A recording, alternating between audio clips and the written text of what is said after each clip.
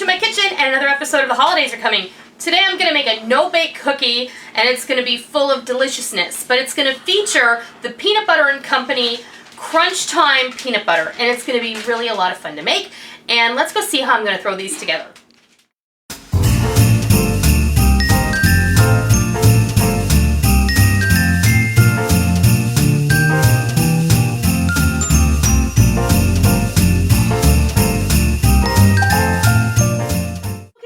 Ingredients that we're going to use today, and this recipe is going to feature Peanut Butter and Company Crunch Time peanut butter. That way you don't have to add any additional nuts to it unless you want to. I mean, you could throw a handful of chopped peanuts in here, it would be great.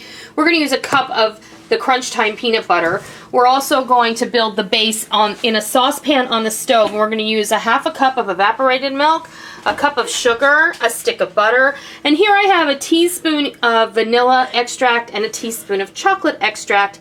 I understand that y'all aren't going to maybe have chocolate extract on hand, so don't worry about it. I just threw that in there for fun.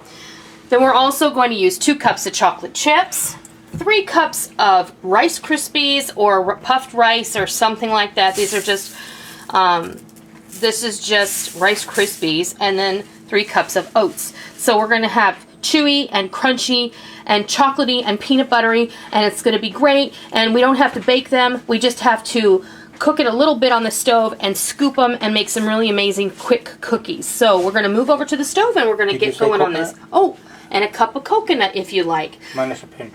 Minus a pinch. You can always add whatever it is that you like. You can add more peanuts, you can add pecans, walnuts, almonds, you could throw in some dried fruit. I think these would be great with some dried cranberries or some dried cherries. But Rick doesn't like dried cranberries and my girls don't like dried cherries, so today we just decided to go fruitless. Which is kind of sad, but you know. Cranberries. I know, but you don't like cherries. Rick doesn't like cranberries. So what's a mom to do? Leave it out. So we're going to move over to the stove and we're going to get busy putting this cookie together. Okay, we melted our butter and I tossed in the sugar and the peanut butter, and I'm going to throw the milk in here as well. And we're going to bring this over medium heat to a boil, and we're going to boil it for 1 minute. And oh, this smells good already. Okay, this has been boiling for about a minute and it has thickened ever so slightly.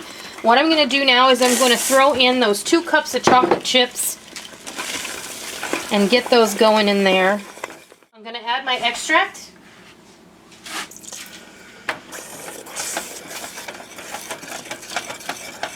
And you don't want to have it boiling or on the heat when you put your extract in. Otherwise, it's all going to cook out. So, alright, then the next thing that we're going to do is we're going to add all of our other goodies. Our oats. And now I'm going to graduate from the whisk to a spatula and our Rice Krispies.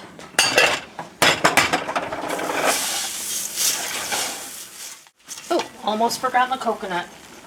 Poor coconut. It's going to get an inferiority complex. Make sure all that coconut gets mixed in there really well. Just make sure everything is coated in this chocolate peanut butter mixture and everybody's going to be happy. Alright, now we're going to move over to the counter and we're going to scoop these out onto some parchment lined baking sheets. Okay, I have a scoop and I'm just going to start. I also have a cup of water over here for my scoop.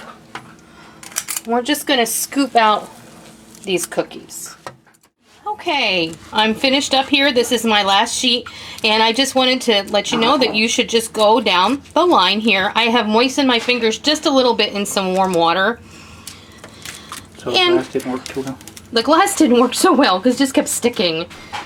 I ended up with 40 cookies, and depending on the size scoop you use, that will just depend on how many cookies you get, because if I used a smaller scoop, I'd get more cookies. There's another tray over there.